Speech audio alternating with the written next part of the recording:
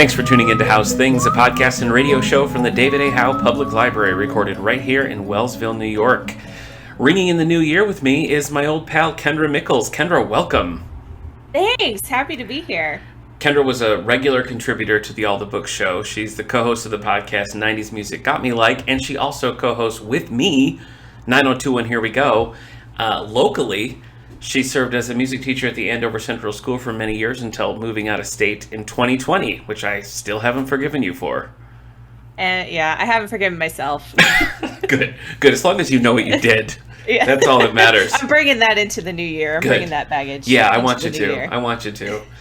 Well, Kendra, this is the first of 2022, so I figured we'd just go through and say all of the great things that we enjoyed during 2021. And I have to be upfront with you. Not all of mine are specifically from 2021. They were just... I don't think all of mine are either. Mine are things that I discovered in 2021, and several of them are. Several of them do fall into that little bracket there. So it's going to be a whirlwind adventure, Kendra, today. I couldn't keep my list to 5. I did take them higher. But I don't have to talk about everything. Maybe I'll just do rapid fire for each category. That's I know, especially with TV. There's a lot of shows that I really like that I want to talk about. So it's too hard. I asked too much of you. I recognize that. All right, before we get into that, I'm curious about what you've been reading. So let's open up our books, see where those bookmarks are at.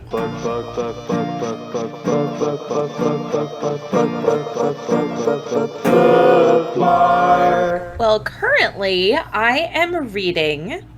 It is called The 7.5 Lives of Evelyn Hardcastle by Stuart Turton. Oh, okay. And I'm reading this for a book club that I do with my cousins. Oh, that's so cute. Yeah, I was supposed to have it done before Christmas, and I hadn't started it, so I finally started it. Okay. I'm a third of the way through. The audiobook's really good. Okay. The plot is, it's a great premise. It's about a person who is basically reliving the same day, but they keep reliving it in the body of another person in this house. Wait a minute. And they're trying to solve a murder. Wait a minute, Kendra. You famously hate Groundhog Day, and yet you're loving this book that's just a literary Groundhog Day? I do, but it's... fickle. It's different. Okay. It's different. Okay. I mean, it is stressful, but it's different.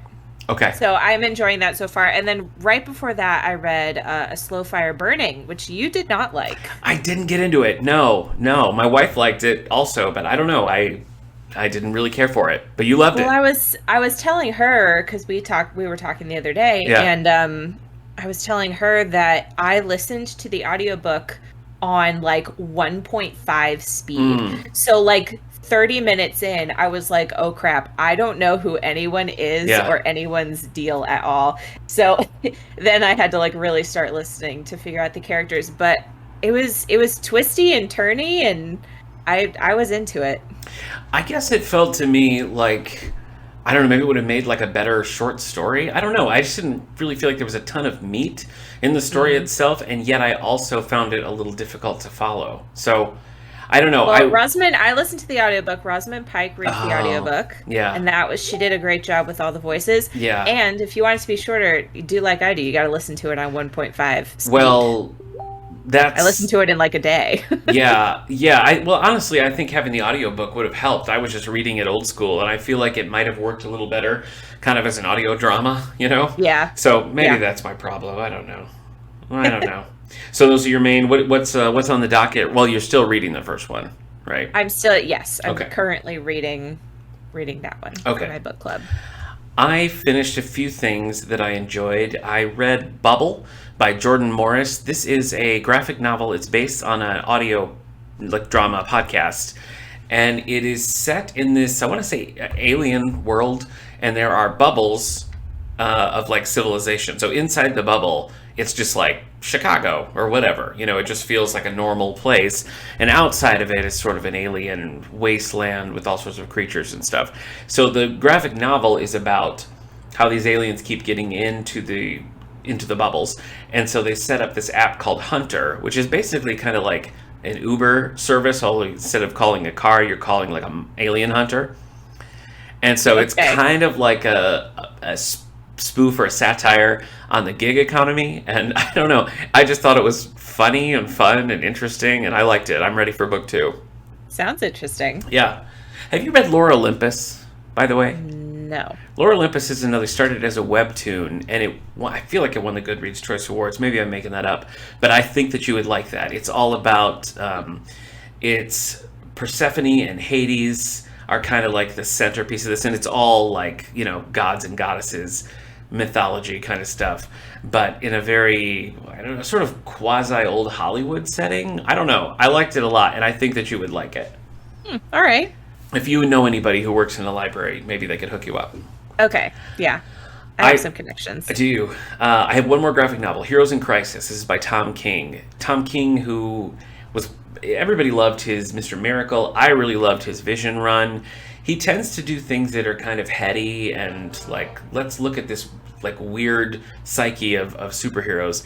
This one was a DC Comics thing, and it was like superheroes going to therapy, and I just felt like it didn't work. It felt more pretentious than fun.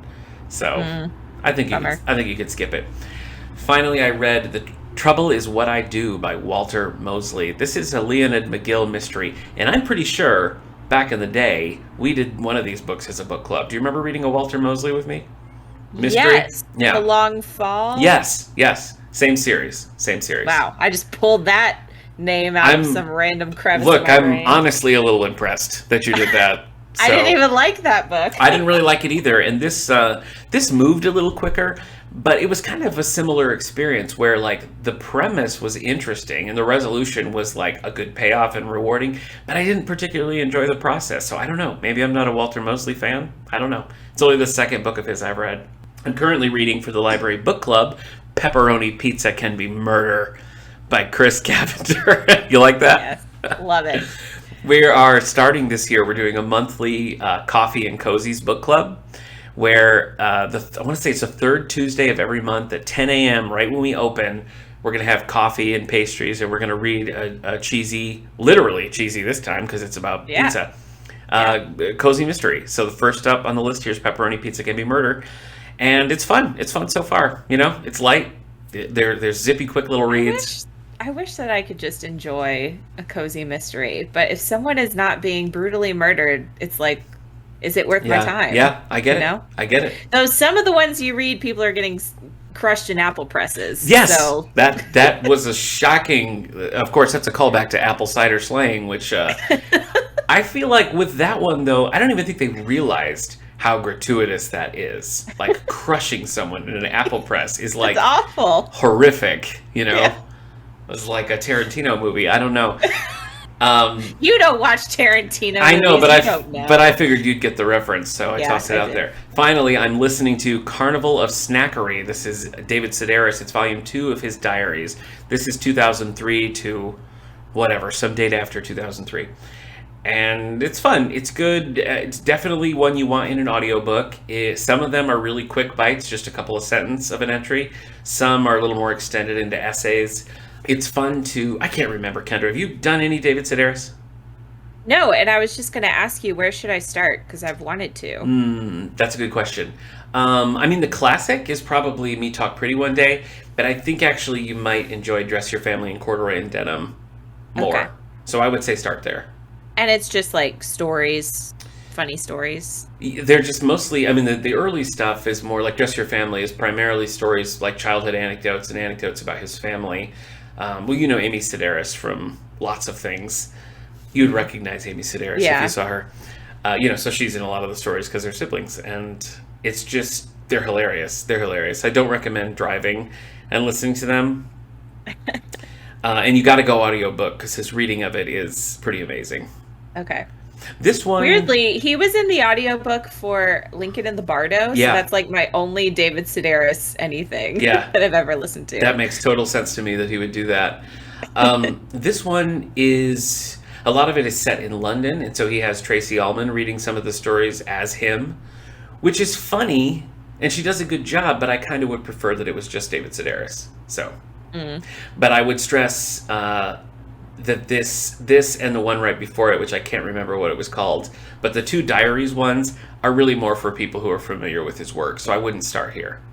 I'd say go Me Talk Pretty One Day or Dress Your Family in Corduroy Denim. Got it. That's it for me, reading-wise. I did see some things recently, but they're going to fall into my best of list, so I'm not even going to tell you. So you're going to have to live in the mystery. All right, well. All right, Kendra, let's move into some book news. This is the bestseller list for January 9, 2022, because it is, in fact, not still 2020. Oh, my word. Look into the future to see what it proves. It's time for book news. Number 10. 47 weeks on the list, The Midnight Library by Matt Haig. Norris, This keeps being delivered to me, and I keep saying, deliver in a week, deliver in a week. Yeah, I've got titles like that. Why? Why don't you want it? Are you just in the middle of something else? I'm just always in the middle of something. Always. I just need to do it. I recognize that I should read this, but it just seems too cutesy for me. I don't know. Nora Seed finds a library beyond the edge of the universe that contains books with multiple possibilities of the lives one could have lived. So cute. Okay. Whatever. Number 9, 11 weeks on the list. Cloud Cuckoo Land by Anthony Doerr. Another one. You don't. It keeps being delivered to me. Did you like the other one, All the Light We Cannot See? I loved All the Light We Cannot See. I know, it's probably in my top 10 books of all time. It's very good. An interconnected cast of dreamers and outsiders are in dangerous and disparate settings, past, present, and future. This, every time I read this, and given the title, it always makes me think of Cloud Atlas. Yeah, it does. It's a weird... It sounds like Cloud Atlas. It does sound... I mean, that could be the premise of Cloud Atlas. Which is a weird book and an even weirder movie with Tom Hanks. I weirdly enjoy Halle Berry. I weirdly enjoyed that movie. Okay, good for you. I'm not. Everyone else hates it, God but bless. I weirdly enjoy it. God bless. Number 8, 4 weeks on the list. Wish You Were Here by Jodi Picoult. I've got nothing to add here. I've not read a single one of her books. I don't even think I finished it, but I read part of My Sister's Keeper. Okay, she did a run on Wonder Woman. She wrote the mainline Wonder Woman title for a while. Yeah, that's right. I read those. Those were fun. That's all I know. Diana O'Toole reevaluates her seemingly perfect life when a pandemic, oh boy, disrupts her vacation in the Galapagos Islands. Can I just say, I don't want TV shows to incorporate the pandemic. I hate it. Yeah, that's the big question now. I hate it. I don't want it. You talk about it, do you ignore it? The last season of Grey's Anatomy, which was all about the pandemic, we've talked about it. Oh my gosh. No. You know what was great Tell was me. at the end of Saved by the Bell. I knew it. I knew you were going to say They were that. like, what's COVID? Yeah. Oh, well. Yeah, that was pretty fun. See, okay, fine, reference it, but don't make a whole, come on. Yeah. I don't know. Yeah. I don't know. Number 7, 5 weeks on the list. Go Tell the Bees That I'm Gone. Which sounds like a David Sedaris short story, but it's by Diana Gabaldon. This is in the Outlander series. Oh, okay. Have you read or seen any of the Outlander stuff? Outlander, like the show. Yeah, based on these books. Yep. On. I don't know what it's on. Stars or whatever. Sure. Yeah. I've watched. I want to say like half of the first season. Okay. Of Outlander. No? I keep starting it and then being like, I don't think I can do this. Can't do it. It's long. It's stressful. Oh, you don't like that? I don't know. I mean, I can do that sometimes, but I don't know. Yeah. Okay. That's an interesting title. It is. Go Tell the Bees That I'm Gone. The 9th book in the Outlander series as the Revolutionary War moves closer to Fraser's Ridge. It's not what I thought this was about. I thought they were in, like, the Scottish Highlands. Yeah. Okay. I don't know. Well, they are. Okay. Claire and Jamie reunite with their daughter and her family. Boy, I can't tell you anything more about that.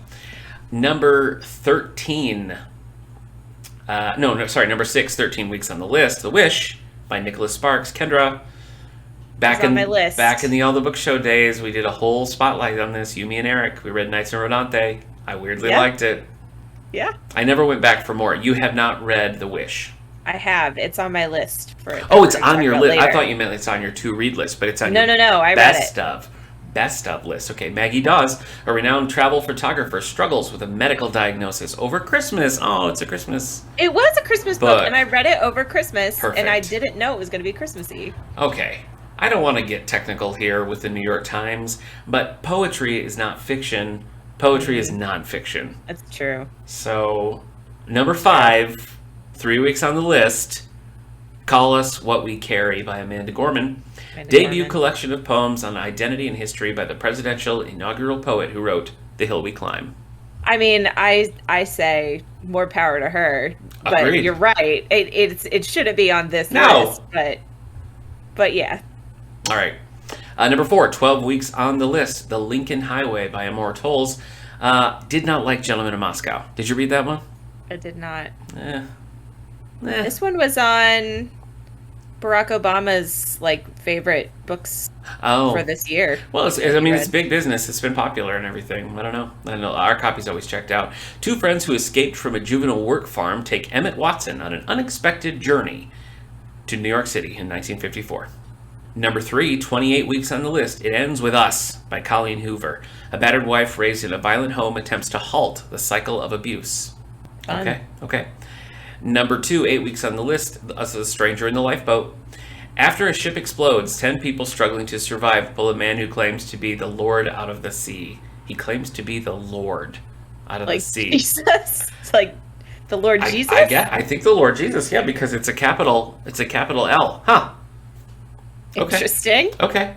I was saying this to Allie in the last episode. Mitch Albom is not appointment reading for me, but anytime I find myself with a Mitch Albom book in my hands, I have a good time. So, I don't know. I didn't realize there was a quasi-Jesus angle to this.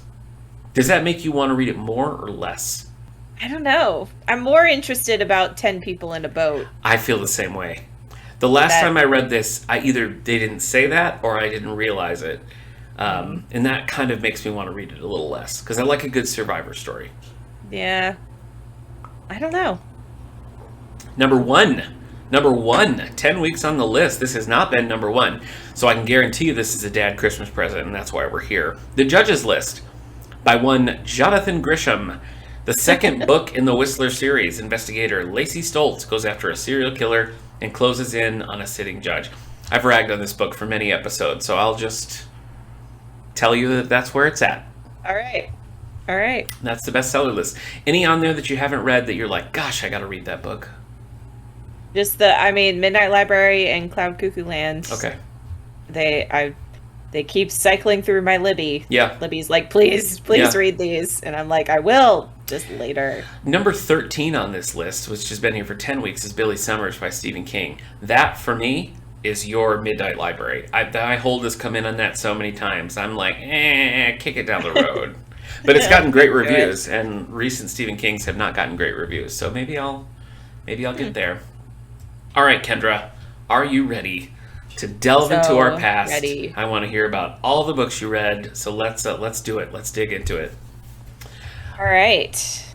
You want to start with books? Let's do it. Let's start with books. All right. I put my books and comics and manga together. Look at you. Okay. In the same category. I guess I'll start with The Great Alone, which I know did not come out this year, but I read it this year. It was one of the first books I read. I love that book. And have you read it? Kristen Hanna, yeah. I just loved it so much. Same. I was shocked by how much I loved it, Yeah. because I was just so on The Nightingale. The Nightingale. 100%. I'm with you on this, Kendra. But this one, it has everything. It has action, it has romance, it has mystery and suspense. Yeah. It's just so good. Yes, this is it's a historical fiction, post-Vietnam War. A family who's pretty downtrodden inherits a patch of land up in Alaska, and they're just like, you know what, screw it, let's just go homestead up in Alaska. And we can just live in the Alaskan wilderness with no experience. Tragedy and intrigue come shortly after, but yes, I think it's very good. It has its hallmarky moments here and there with a couple of the relationships, but I was 100% in on this book, so I'm glad you enjoyed it. I'm glad you enjoyed it. I loved it. I've only read 2 Kristen Hanna books. I have not... No, that's not true. I also read The Four Winds, which does not make my list. But... I got halfway through The Four Winds, and then it got returned on Libby. Yeah. And I just have not had the heart to go back to it. Were you enjoying it, or...? No. No, I was... so depressing. It is. And I don't know. So this is about the Dust Bowl. It's about this family who... their farm is destroyed and everything, so they make a trek out, very Grapes of Wrathy, out to find work on the West Coast, and it just is down and dour, like the whole book. And I don't really think it's saying anything profound. It's just kind of like, look how much these people's lives suck. Look how much tragedy the this character beginning is has very to endure. repetitive. It's very like, and it was dusty, and it sucked, and then it was dusty, and then it really sucked. I will say, I mean, I learned more about the Dust Bowl than I knew before. I didn't realize, I mean, assuming that she did her research, that's pretty bad. That's pretty rough stuff. Awful. Like, I had no idea about that either. Did you like my assessment truly awful of the Dust Bowl as pretty rough stuff? Yeah. You can take that to the bank. You can quote me on that. The Dust Bowl, not great. It wasn't great. All right, are we going back and forth, or do you want me to just... Let's do it. I feel like I've talked about all of these books before, so apologies to longtime listeners. But let's talk Educated by Tara Westover. This is a nonfiction book about this girl who grew up in a extremely strict and a little bit crazy religious sort of a cult vibe there. And she just doesn't have any semblance of a normal life, and then works out going to college and like achieving all of these great things. And that's kind of the premise of the book, so that's not a spoiler to tell you that. But it was just an amazing read. It was just like, it's one of those things where if this were a fiction book, I wouldn't have liked it, because I would have been like, no, that's too much. No, I don't think so. Yeah, my husband read this, and he loved it. Yes, I remember. That was... We talked about that in the All the Books show. Maybe 2019 might have been one of his top books. Eric Mikols, everyone, Kendra's husband. That was this year, wasn't it? No, that he read it. I don't think so. We were living here. Oh, were you? Yes. Huh. Okay. Well, then what am I talking about? I don't know. Maybe I'm thinking of Killers of the Flower Moon, because that was another unexpected nonfiction. I was definitely living in this house when he read it. Were you living in a material world? Yeah. You know what? You're right. According to Goodreads, he read it on July 11th, 2020. So you win this round, Kendra. So still not this year. So True. I was wrong about that. Yeah, you were. You were very wrong. You were very wrong. So you know what? So we did talk about that on the All the Book show, because we were still doing the show then. So. Okay. So we're both a little wrong and a little right, Kendra. I'm glad we figured that out. This is compromise. What else you got? So I discovered V.E. Schwab this year. Had never read any V.E. Schwab before. Yes. And for my book club, I picked the first book in the Shades of Magic series, which is called A Darker Shade of Magic. And then from there, I just devoured the rest of the trilogy. My wife loved it. Went on a similar journey. She discovered those and pounded through them. And then your wife and I just read her newest book, The Invisible Life of Addie LaRue. Yeah. Not part of the same series, different series. No, different. Just its own thing. That one's standalone. But yeah, loved it. The writing is great.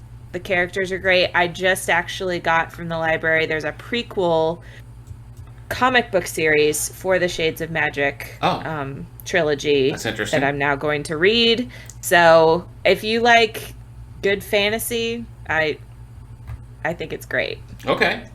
And it's cool because the Shades of Magic series is about, there's like different Londons on different planes, and there's only one person who can like go between those Londons. And it's very good. That does sound good. So would you put that, I guess, as kind of fantasy then?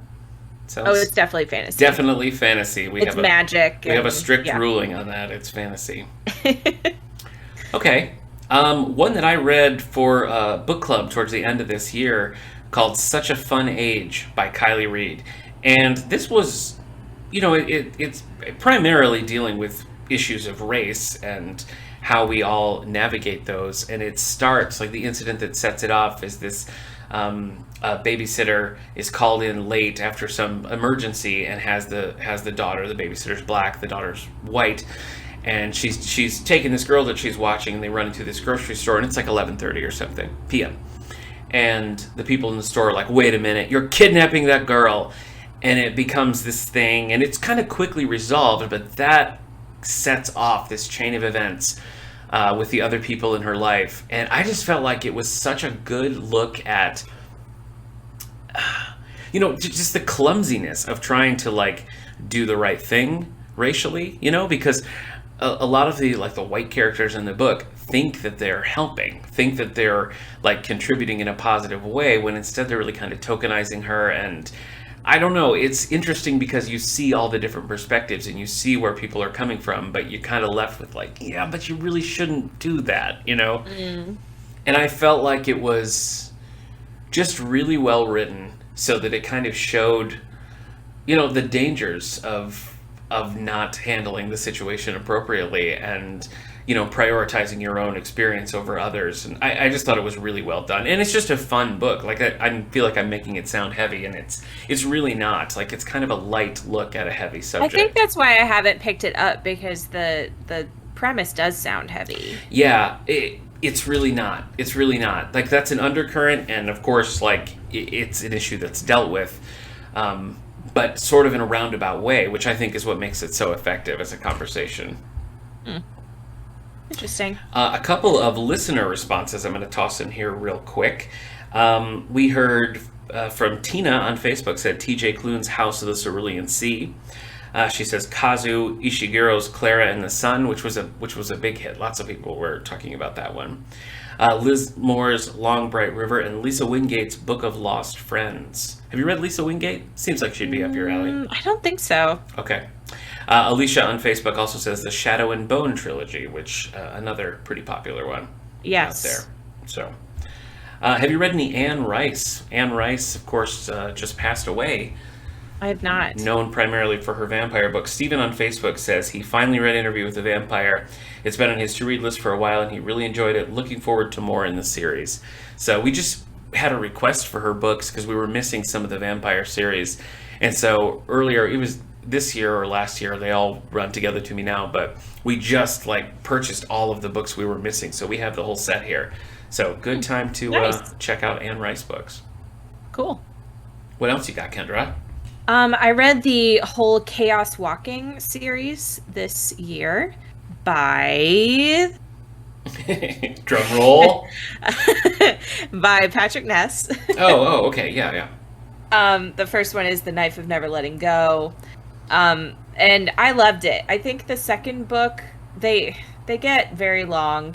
I mean, they start long and they just get longer. The second book meanders a little bit, or is it the third book? Okay. I don't. From the second and third, I think you could pull out 100 pages, and that would be helpful. But overall, love the series, and I highly recommend it. Okay. I think that they're young adult. Okay. But they don't feel. I mean, there's a romance between, the two main characters, but they don't feel overly young adult. Okay. To me. Interesting. The movie, just okay. Just I hate when that happens. Which I was really bummed about. Yeah, I was that is. really, really looking forward to the movie. But it was just okay. They squish everything into the one movie. Oh, jeez. It's bold. So it's basically just the first book, and then they a little bit of extras. Make an ending. Yeah. Okay. Well, speaking of ones that could be construed as YA, I read House on the Bottom of the Lake by Josh Malerman. Josh Malerman, probably best known for writing Bird Box, which I've also read, and Bird Box was pretty good too. House at the Bottom of the Lake is just a weird, trippy book, and it has very mixed reviews because I feel like either you're okay with the ambiguity of it, or you're just frustrated that you don't get more answers. But the basic premise is these two teenagers are out, just on a boat in a river with tangerine dreams and marmalade. No, they're just on this boat, and they go through kind of like a little channel, and they get to a different part, and then from there's even another little channel, and they get to this really obscured part of the lake that is not well known, and they look down under the water, and there's just a full house, like a house, as if there was a flood or something like that. And they eventually make their way down to go explore the house, and the house is kind of defying, it's not rotting. Things are where they should be. It's not the table's not floating on the ceiling or something like that. It is just a house, as a house would be, that happens to be underwater on this part of the lake. And they just get obsessed with it. And I guess I shouldn't tell you anymore, but it kind of goes on from there. And I mean, full warning here, it does kind of leave you with a what was that all about kind of resolution, but I kind of like that, and I think it worked for the book. So, and what was it called? House at the Bottom of the Lake by Josh Malerman. Yeah, it's weird, and but it kind of I'm putting that on my to read list right now. It snuck its way into my tops here because it really, like, I read it really quickly and thought about it a lot afterwards. So I want to read more by him. Like I said, I only read the 2. I haven't read the sequel to Bird Box yet, or any of the others. But we'd when we were working on author visits, he was one that I was interested in having coming, and so I was talking a little bit to his, his manager, whoever, publisher, and they were saying that he had all these books, and when Bird Box hit, it was like boom, these books are ready to go. So that's why you got so many all at once, because he had them, all locked away. But yeah, way to do it. Yeah, House at the Bottom of the Lake. What else you got there, Kendra? Oh boy, I will have to say Apples Never Fall by Leanne Moriarty. Kendra, we also did a Leanne Moriarty spotlight together back in the All the Books show. Because I love her so much. I know you do. So I was very excited for this because I did not like 9 Perfect Strangers, and I was bummed that's the one that they decided to make the Hulu series out of, because whatever. And the Hulu series was just okay. I don't think it super fixed all the problems. But anyway, Apples Never Fall was just like back to form for her, and I loved it. Was it back to formula for her? Because well, if you've read Leanne Moriarty, like all her books are like each chapter is from a different, you're jumping around to the different characters' perspectives. But this book is about this family. The mom is missing. Okay. And there's this girl who like just showed up out of nowhere and lived with them for a while, and so they're wondering, is she involved, and like, is the mom dead, where did she go? And then as they're figuring this out, you're kind of bouncing back and forth in time, you are learning about the family and just all their problems, and it keeps you guessing. I loved it. Very classic Leanne Moriarty, and I thought it was great. Do you have a favorite Leanne Moriarty? Oh, it's so hard, but Big Little Lies is so good. Yeah. I also love The Husband's Secret. Oh, right. I was really bummed when we did the book club at the David and Howe. Nobody likes it. Everybody hated it. Well, and I was like, oh no, I'm in the wrong room. But I really think that was because we did so many back to back. We were doing a whole Leanne Moriarty book club, and the similarities when you read them right on top of each other make it a little hard to digest. So I think that's why. But that's how I lived my life for a while. I was only reading Leanne Moriarty. So I guess for me it was fine. I know you were. I read another historical fiction called Exile Music by Jennifer Steil, and this is a World War II setting, but it focused on such an unusual aspect that I don't think I've ever read before. Because we already name dropped a couple of the big World War II novels from recent years, All the Light We Cannot See and The Nightingale. This was about a Jewish family who was, forced out, and nobody was taking refugees. And so they had to go to the only place that would take them, and that was Bolivia. So it's about this Jewish family, and it was a family of musicians, hence the name, that have to get passports for Bolivia and just go and suddenly start completely new lives in a completely foreign place. And you're following the youngest daughter through the majority of the book. I just thought it was really fascinating. It's such a kind of a niche corner of what typically is covered in World War II fiction that I just thought it was fascinating. I really liked it. Nice. Yeah. I got one more on my book list. Do you? I have one more I can mention, and then I can just list out. Oh, cool. Okay, yeah. I'll take it. So I'll talk about The Wish by Nicholas Sparks. Oh, okay. I have mixed feelings about it because it is so sad through the entire thing. Isn't that his thing, though? I mean, isn't that... No. Because it's like there's the frame story is this woman she's dying of cancer. Okay. And you're just watching her waste away. Yeesh. And then as she's dying, she's telling someone about this time that she spent in North Carolina one time and this, Okay. boy that she met there. But you just know she's dying of cancer. So how happy can the ending of this be? So no matter how fun the story in North Carolina is, the whole time you just know, well, Yeah. she's dying now jeez. of cancer. But it ended so well. I mean, it's sad, but it just ends so well. So I guess I'd have to recommend it. Huh. Okay. It's weird. But I liked it, and I haven't liked his books in a while. I guess that's not fair. I hated 2 by 2, and then I didn't read Every Last Breath because I hated 2 by 2. So this is my first time back in a bit. Do you think you'll go back and pick up Every Last Breath then? I might go back and read Every Last Breath. I have like all of his books, so. Book-wise, I saved my best for the last year, and that's The Dutch House by Anne Patchett. Oh. It was the first book that I'd read by her. I've since read Commonwealth, which I liked, but not nearly as much. The Dutch House, I don't know what it was. I mean, I think that structurally the story is just really good. It's about this pair of siblings who grow up in this big, elaborate place, the Dutch House, and then their fortunes kind of change, and they're out there, they're out of it, and they have to kind of like deal with that very suddenly, and then they kind of like build their lives back up.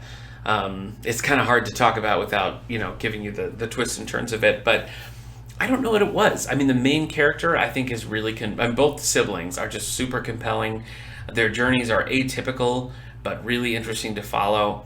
I just think it's very well written. If you're an audiobook fan, the audiobook is read by Tom Hanks, which is a nice bonus. But I think the book, I don't know, is one of the best books I've read in a long time. I would probably put it on like a best of a decade kind of list. I just thought it was great.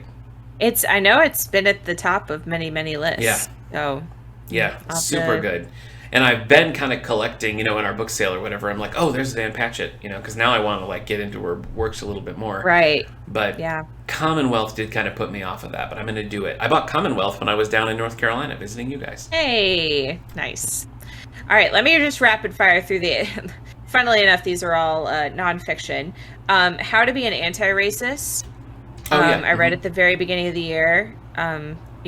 Great book. White Fragility. White Fragility, was almost on my list as well. Very well. Very, very good. I read A Very Punchable Face by Colin Jost. Oh, I read that. Yeah, I like that. Just very funny. Yeah. I love Colin Jost. It's a good read. Mm-hmm. Also read Green Lights by Matthew McConaughey. All right. And I would highly suggest listening to the audiobook because he reads it, and it is just so much fun. I do want to look at the book because there are pictures and stuff that I missed. Okay. But yeah, and then 4 comic books manga that I wanted to mention. Giant Days ended this year. I'm pretty sure. Long-running series. One of my favorites. I love it. I've been reading Snow White with the Red Hair. Yeah. Which is a manga series. Mm-hmm. It's like fantasy and fun. Yeah, we have both. We have both the manga and the anime here, and they're super popular. Got into Paper Girls this year. Haven't gotten super far, but Brian K. Vaughan, and it's good. See, you're in a better position than I, because when I was reading those as they were coming out, and it was such a lag between volumes. Every time I'd be like, "Wait, what?" So read them quick. I need to just advice. power through. I need to power through and finish it. And then the last one is it's called It's Jeff, and it's only on the Marvel app, I guess. I know what you mean. About the little shark. Mm-hmm. And I love it so much. Okay. It's adorable. I didn't mention, but read for, I don't know if it was Banned Books Week, I can't remember why I read this, but Brave New World by Aldous Huxley. And I thought it was so good. I mean, it's shocking to me that it's as old as it is, because so much of it is relevant right now. A lot of it is, there's a movement in the book to kind of suppress science and redirect what truth is, And while I was reading it, I kept checking the publication and be like, was this written now? Because it could be now. So, Brave New World, Aldous Huxley. I also really enjoyed the Peacock show based on it. So. Oh, cool. Yeah. Yep, let's move on to some movies, Kendra. Movies. I gotta tell you, I had a pretty long list. I was like culling down TV shows. Not a good year for movies for me. Oh, I have a lot. I have a lot on my list. Yes, You didn't well, watch the right ones. I bet. That's true.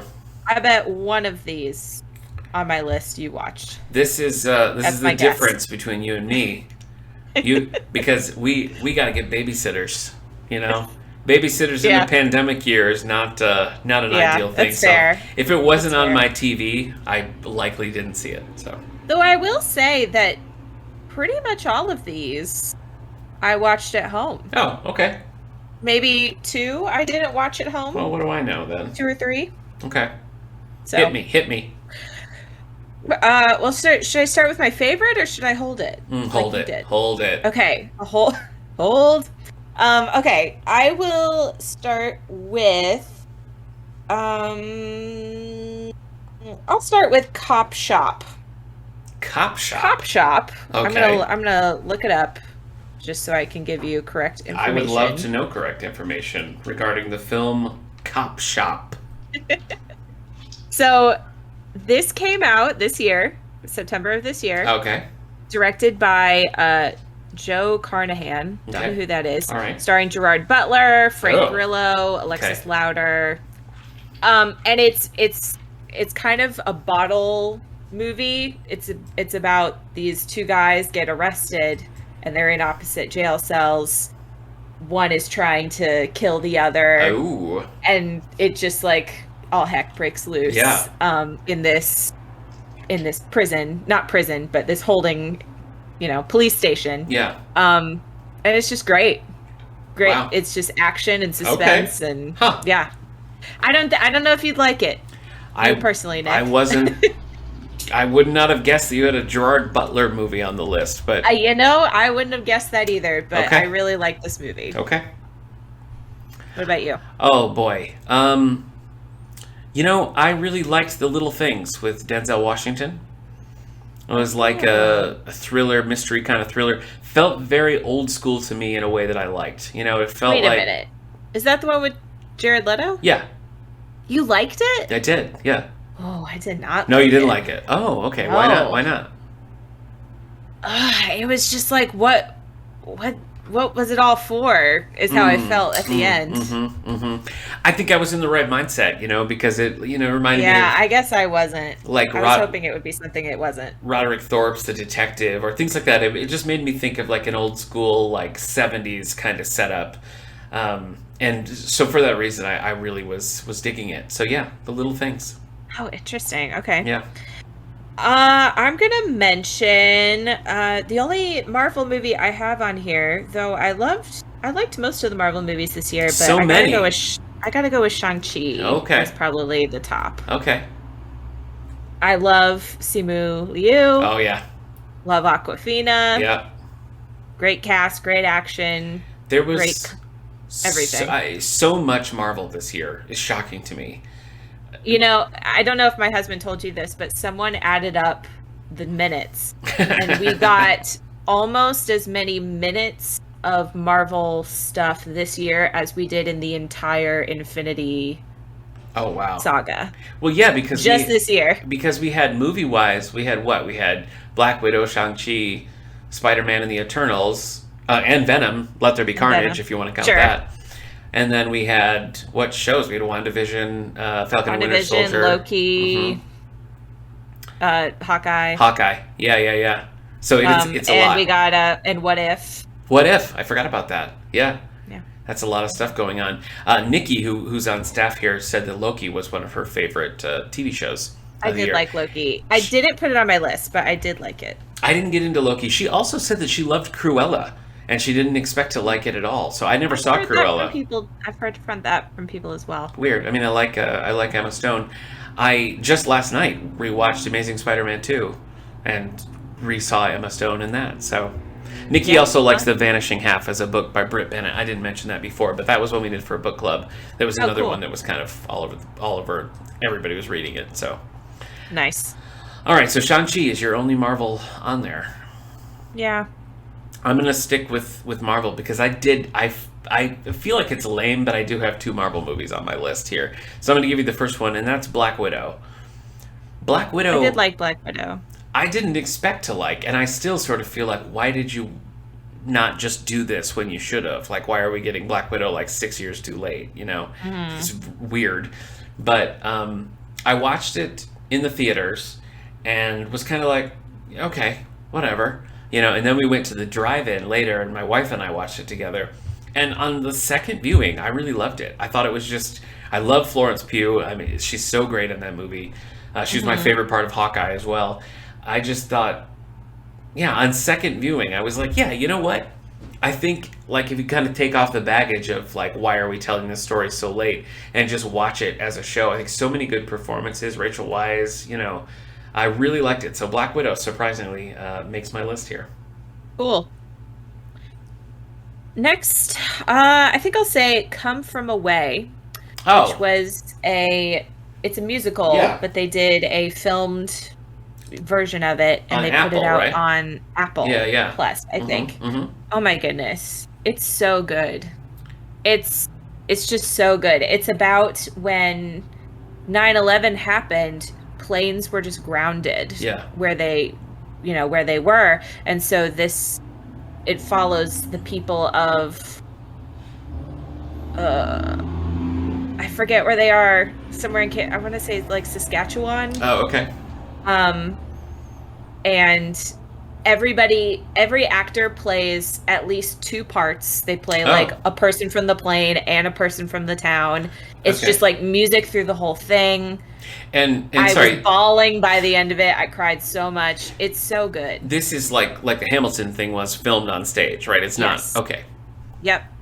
I did have that on my list to watch and didn't get to it, so now it's so good. I'm gonna bump it up. Highly recommend. Yeah. I feel like Apple Plus is kind of my favorite streaming service right now, which seems weird, but there's just a lot of stuff on there that I'm liking. Let's see. Dune. How about that? Dune. Oh, I didn't put Dune on here. There were so many good movies. I liked Dune, though. I really ended up liking Dune. We did a whole episode on this a few episodes back where my friend Sarah Jacoby Murphy and I, we read the book together and then watched the movie together and discussed. And, you know, I have a long history of not wanting to read Dune and feeling like I don't like Dune. And now that it's all in my head and I've digested it, I just, you know, it's such a fascinating world. And I felt like that movie, though slow at times, and only a fraction of the book, was really kind of setting up a long format of storytelling. And I just walked away really liking the movie and ready for book 2, you know?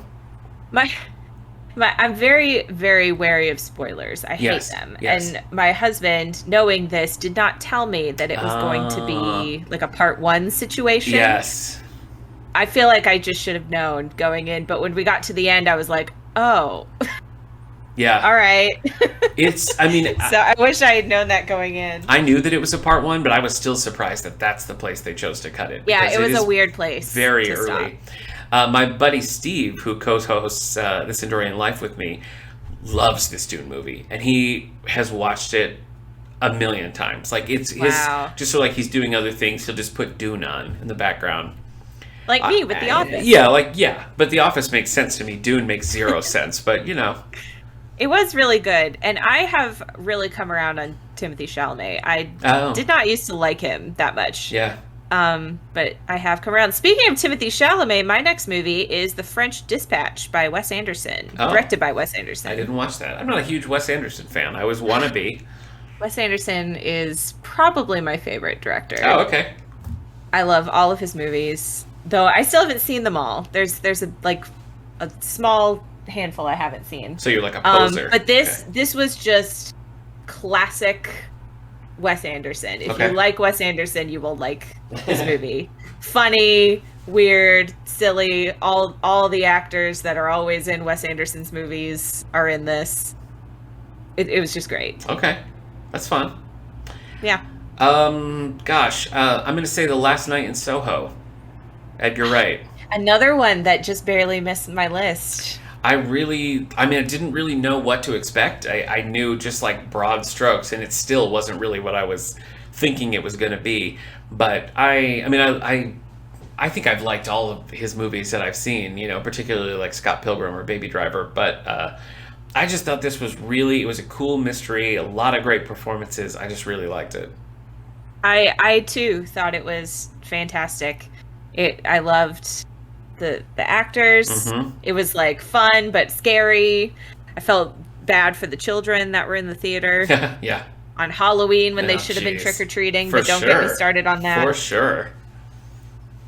All right. My next one is The Gentleman, directed by Guy Ritchie, starring Matthew McConaughey, Charlie Hunnam, Colin Farrell. I've seen it twice this year. Hugh Grant, right? Isn't Hugh Grant in that Hugh one? Grant, Yeah. Yep. Girl from Michelle Dockery is in it. It's just really, really good. I like the look of it, and I always intended to watch it and just haven't. Yeah, I can't even it's about Matthew McConaughey has like a. It's weed. Weed is illegal or was illegal in London. So he has this like underground. Oh. You know, he runs this weed empire, and he's looking to sell it. It's really, but it's really hard to describe, but it's very, very good. Mm-hmm. I've seen it. Like I said, I've seen it twice this year. It's funny. Huh. It's just good. That sounds good. Woo! Should I? How many more do you have? I just have one. Okay, It. I'll talk about my favorite, and then I have a couple honorable mentions. All right. Oh, do you want to go first? It was your turn. Oh, sure. I got to give it to Spider-Man: No Way Home. So good. So many. I honestly wasn't even that like, oh, I can't wait till Spider-Man comes out. You know, I mean, I love Spider-Man. You know, I've enjoyed the movies so far. I didn't care so much about Far From Home. It's not that I disliked it. I was just kind of like, okay. And so I wasn't like chomping at the bit to go and see this. But we went to see it in the theaters, just like a matinee, like a Saturday matinee. It was 12 o'clock. It wasn't a totally full theater or anything. We were nice and spaced out and masked up. But the crowd was so into it. And like every little thing that happened, there's a lot of cool people popping up and little things that happen. And the crowd we were with, it was like we were all just like buddies watching it. It was super fun. And it was like it gave me a lot of things that I didn't even realize that I wanted. Like it resolved things I didn't know were kind of like needing resolution. And I just like no notes. I just really liked it. I thought it was great. Yeah, I too thought it was really great. Yeah, and my crowd, they weren't like rowdy, but when things happened, we all were like, woo! Yeah. It was really hard not to woo. Oh, it was. Yeah. So, yeah, I think it managed really enjoyed it as well. It managed to just do so many different things. I feel like if you were not a deep-cut Spider-Man fan, you would have been happy. But, like, I've read a lot of Spider-Man, and there was a lot of things in there that I was like, oh, hey, from, like, you know, it's a lot of little Easter egg things, or just sort of like, yes, this is a very Spider-Man thing to do. So, yeah, that gets my top. My favorite movie of the year came out this summer, and it's called 9 Days. And I feel like I've mentioned it before on one of my podcasts. One of them. Directed by Edson Oda, starring Winston Duke, Zazie Beetz, Benedict Wong, Tony Hale, Bill Skarsgård. So many people in this movie. And it's about, again, hard to explain, but it's about Winston Duke is interviewing these people to determine which one should be allowed to like become a person and be born and live. Interesting. And he can't pick everybody. He has to only pick one to like fill this spot of a new human being born. And it's been a very long time. Like sometimes I'm sad that I don't have like that feeling after movies, like when I was a kid and movies would affect me and and after I cried so much at the end of this movie, and I just like had that feeling of like, wow, this like affected my life watching this movie. It was so good. And I posted on Twitter, I was like, reminder as we approach Oscar season that this movie is the best and Winston Duke deserves all the awards. And a couple of the actresses in the movie like retweeted it and commented cool. And stuff. I have not seen this. I need to add it to my list. It is, I mean, be prepared to weep because I did. Okay. But it's just so good. Okay. All right. Do you want to lightning fire some of your? All right. Honorable mentions. That's a phrase, but okay. Um, Lightning fire. So this one is on Netflix. It's called Oxygen. I believe it's a French movie. Your wife actually picked this for a movie night that her and I did. Really good. I won't go into it, but really good. Also, The Guilty. I don't know why they remind me of each other, but not the Jake Gyllenhaal one. I haven't seen that one. I watched the original, which is a Danish movie. It's Places. Also very good. You know what? I did watch the Jake Gyllenhaal version, and I did really like it. I wouldn't. You did? Okay. I wouldn't put it in the top of my list, but it was. It feels kind of like a play because it's such a bottled thing, and it's really just about his performance, which I thought was quite good. Well, it was funny because we watched the original, and then we watched the trailer for the Jake Gyllenhaal, and it looks scene for scene exactly the same. Yeah. So the original was very good. Gunpowder Milkshake. Oh, okay. I remember when that came out. Yeah. Just lots of fun. Very like John Wick-esque. Yeah. Enjoyed it. Weirdly, I was looking back through movies and like I watched all of last year's Oscars this year because they were late. Oh yeah. The Oscars were late.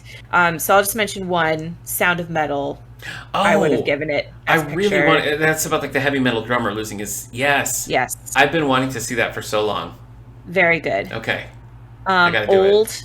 M. Night Shyamalan's Old. I considered putting that on my list, but it goes on for a half hour longer than it should, and it really kind of takes the wind out of the sails. It. I did too.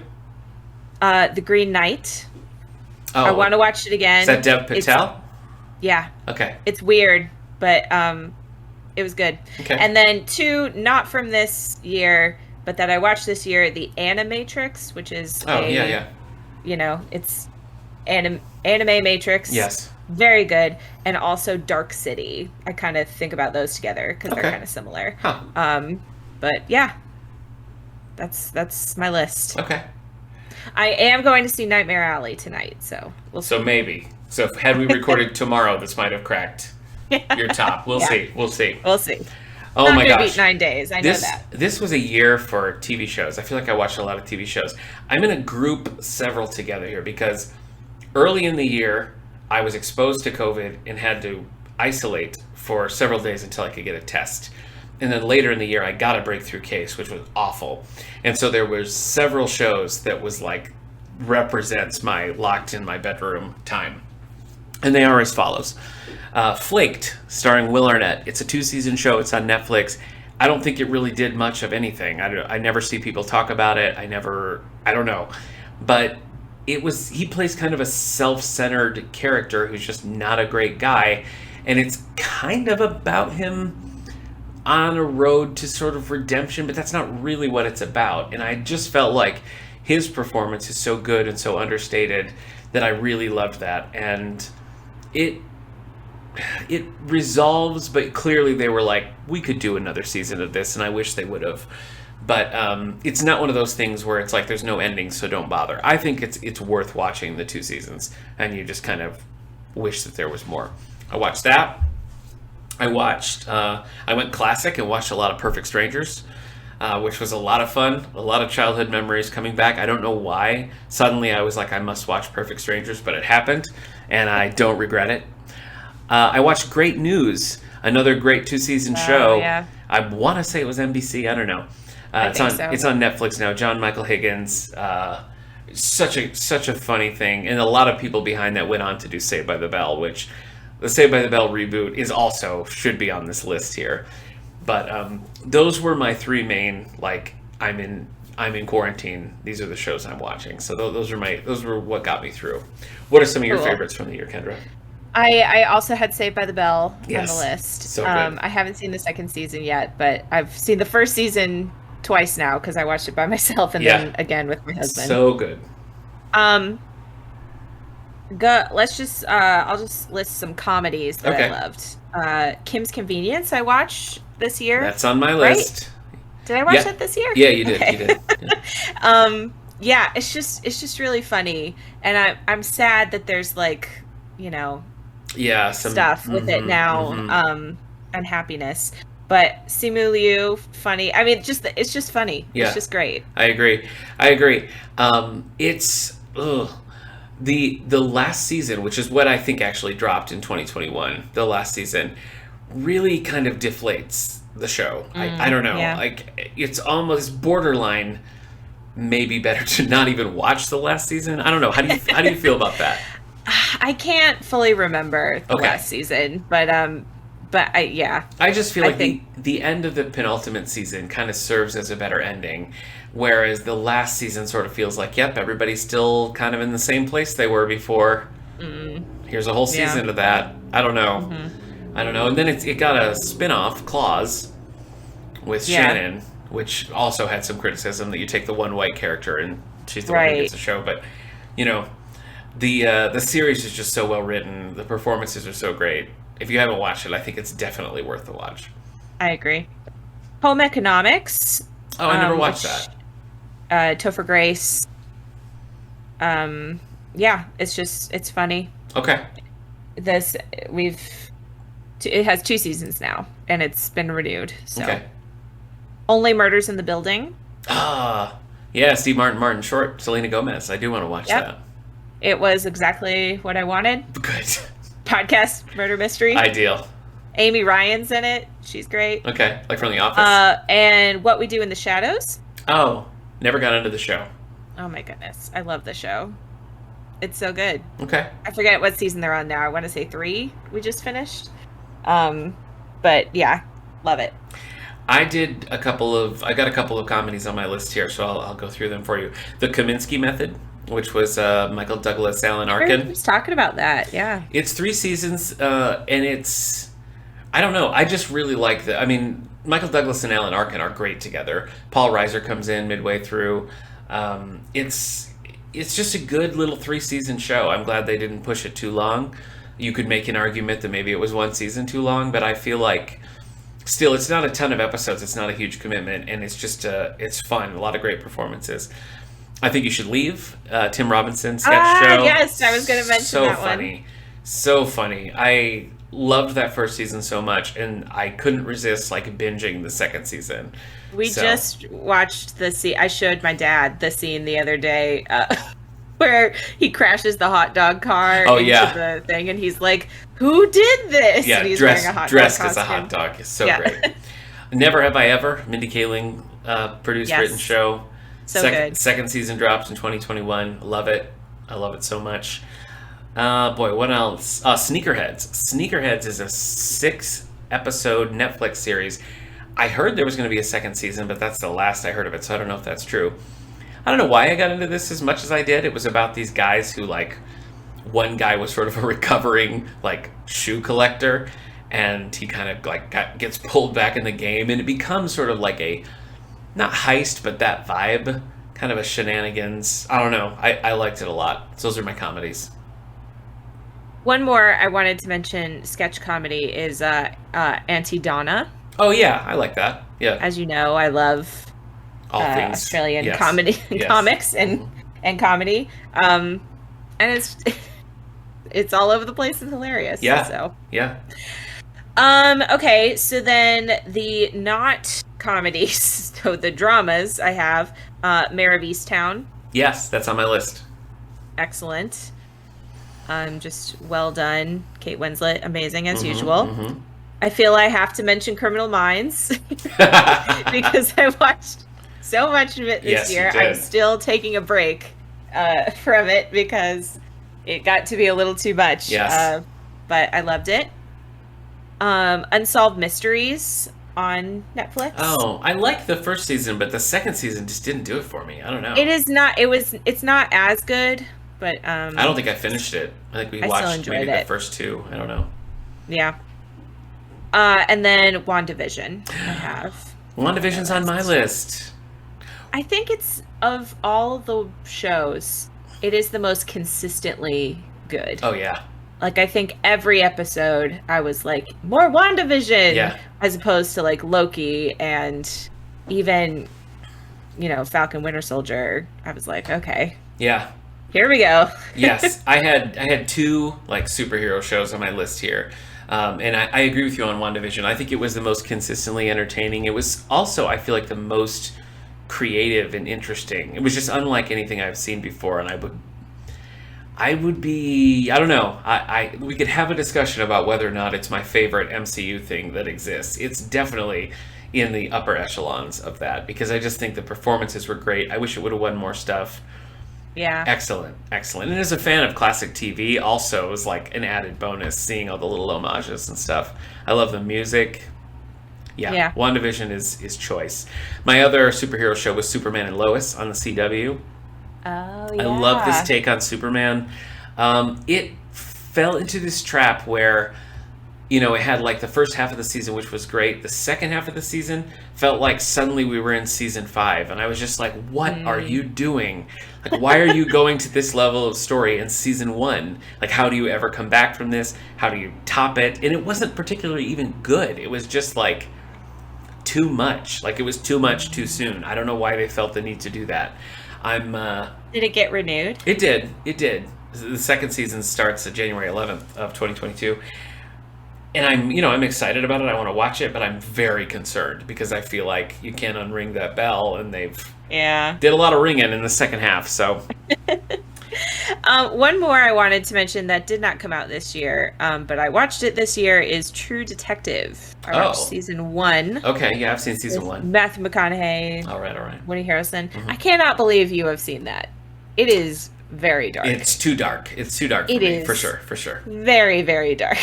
I watched. It was almost too dark for me, and I binged it in I think like 2 days. I watched the whole thing, and afterwards I was like, "Whew, all right, let's lighten it up." That falls into the category of shows and movies that I've seen that I try not to think about. Yeah, I do too. Yeah. Parts of it. Yeah, I really do, and I can handle a lot of murdery stuff, but yeah. So I know everyone says season 2 is terrible. I'm probably gonna watch it because I'm a completionist, and then I'll move on to season 3. Mm-hmm. I've only seen I watched the first episode of season 2, and it was like, okay, fine. I just never really felt compelled to keep going with it. So yeah, I have one more on my list here. I don't know that I would say this is my favorite show of the year, but it was maybe the one that I was the most like, let's watch the next episode, and that was The Morning Show on Apple. Oh, yeah. I didn't watch the second season yet. Yeah, we're midway through the second season, sort of paused with holidays and moving and all that. But I was really liking that. I mean, of course, I really like Ted Lasso, too. I didn't put that on my list. But, Ted Lasso! How did you forget Ted Lasso? Is pretty great. But I would say the first season is straight up great. The second season, to me, felt a little... I don't know. I just didn't know if there was much new to mine there. Did you? Oh, another one that I love is Mythic Quest, which is on Apple. Oh, right. Okay, yeah. I've only seen the first episode of that, but yeah. It's great. I love it. Oh, you know what makes me sad? Schmigadoon. Did you watch Schmigadoon? Yes. We still have not finished it. We cannot make ourselves finish that show.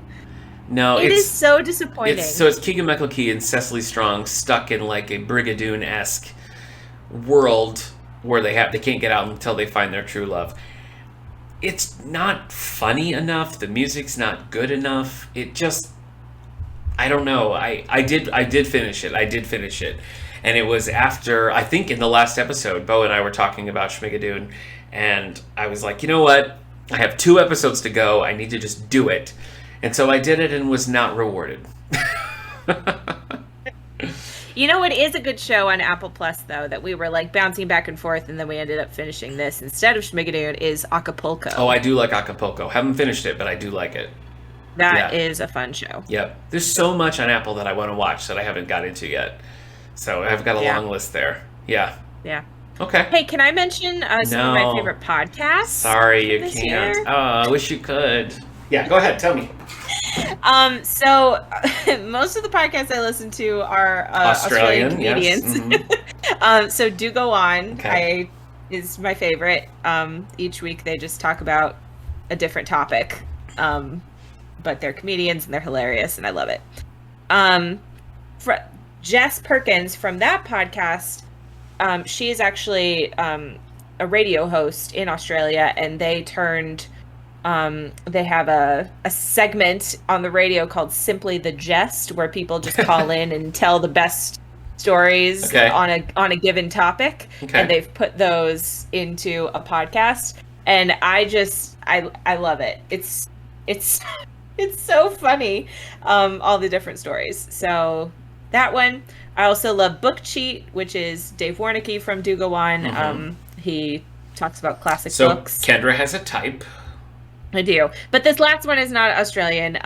I this year listened to Adventure Time, the whole like first big story. Wow. That's, the graphic novels for Adventure Time. That whole story. Finished that this year. It made me cry. Very good. I haven't gone beyond that yet. I haven't listened to more. I hear that some of the upcoming stuff is not as good, but the stuff I listened to, I loved. Okay. Though my husband, who loves D&D, did not love it. Oh. So I don't know. I don't know how D&D people actually feel about it. But I loved it. This is a good time for me to plug that we have a D&D group here that meets weekly, teens and adults. Sign up at the David A. Howe Public Library. Hey, I'm at Adventure Zone. Adventure Time is a like a Cartoon Network show. Okay, Adventure Zone. I'm at Good Adventure catch. Zone. Good catch. Good self-edit, Kendra. I can tell you some of my favorite podcasts if you'd care to listen. Sure. Okay. Yeah. Well, I still like Fat Man Beyond. This used to be Fat Man on Batman with Kevin Smith, where he would interview different creators and things, talking specifically about writing and drawing and being a part of like the Batman world. Loved that. It transitioned to Fat Man Beyond, and it's him and Mark Bernardin, who's a TV writer and journalist, other things. And it's mostly like kind of a pop culture, like let's talk about what's in the news, let's talk about things we watch, things we like. I still, every time that comes out, I'm like, yes, let me hear it, And I'll sort of like, oh wait, I gotta watch this show so I can listen to Fat Man Beyond. So I still like that quite a bit. I like a lot of interview podcasts, but my favorite at the moment is Life is Short with Justin Long. I like that one quite a bit. One that I think you would like, Kendra, is called Scam Goddess. It's by Lacey Mosley. And she just looks at scams. She has a guest host every time, and she starts with like reader mail, where somebody will be like, hey, my identity got stolen, and here's the story of how it worked. And then she talks about historic scams, like What's Hot and Fraud is one of them. And it seems like it would be dry, but it's so funny. Like, she's just so funny, and it's such interesting content. So I recommend Scam Goddess. And that's basically it. That's probably my top tier. I forgot two of my favorites. I didn't even write them down. Office Ladies. Oh. Jenna Fisher and Angela Kinsey going through every episode of The Office. And The Friendship Onion with Billy Boyd and Dominic Monaghan from Lord of the Rings. Just talking about all sorts of stuff. I like to watch that one because they put that out on YouTube. Cool. I don't really like recap podcasts that have like cast members in it. I don't know why. I've tried several and I don't like it. It depends. With The Office and Lord of the Rings, I am just like, tell me every detail of every day of your lives. So for me, those I'm very happy to just let them, to sit and listen to them talk about that. Yes. But yeah, I know what you mean. I don't know. It just doesn't really do it for me. I didn't mention How Did This Get Made, but that's one of my favorites. A movie podcast where they look at cheesy or bad movies and just kind of talk it through. I love Jason Mantzoukas, who's also on Star Trek Prodigy now. So a lot of... I could have said Star Trek Prodigy because that's, as far as shows, that's one that my son loves and my wife and I both enjoy. From like the family angle, it's nice to have something like that we could all like sit down and watch. So I would also say Will Arnett's Lego Masters falls in that category of things that we all like. Okay. All right. That's it. That's 2021. You're not getting any more content. What are you looking forward to in the next year? What a question, Kendra. Do you have things that are on your radar? Oh, well, TV. I mean, there's, the Game of Thrones prequel is coming out. The Lord of the Rings thing is coming out, though I'm wary of that. So I'm excited for those. I don't know about movies. Sometimes I don't know that I'm excited for something until it's like a week before, and I'm like, oh my goodness, this is coming. I feel. I don't know. I feel like I'm usually like more invested in what's coming, and I feel like I've just had my head in the sand this year. So no, I guess to answer your question, there's nothing that I'm like, yes, I must see that. But you'll just be surprised. That's right. As it comes out. That's right. As it comes. All right, Kendra, I mentioned up top your other podcast, but if people just loved you so much and want more, Where do they find you? On Twitter, I'm MissMusicBox91, and I have a website and an Etsy page, Miss Musicbox Crafts, and it is on my goal list this year to like be on those and updating them and populating them. Look at you! So New Year's be on the resolution lookout. right here. Okay, it's coming. I'm saying it here so all the listeners can keep me accountable. Good for you. Good for you. In our next episode here on How's Things, Allie's going to be back, and we're going to be looking at some of the page-to-screen, whether big screen or small screen, adaptations coming in 2022. So maybe that will be my opportunity to learn about some things that I want. And maybe I'll have more next time around. Kendra, always fun to talk to you. Thanks for joining me. Yeah, thanks for having me. All right, we'll see you next time, everybody. Not a two, and here we go. No, Kendra, no.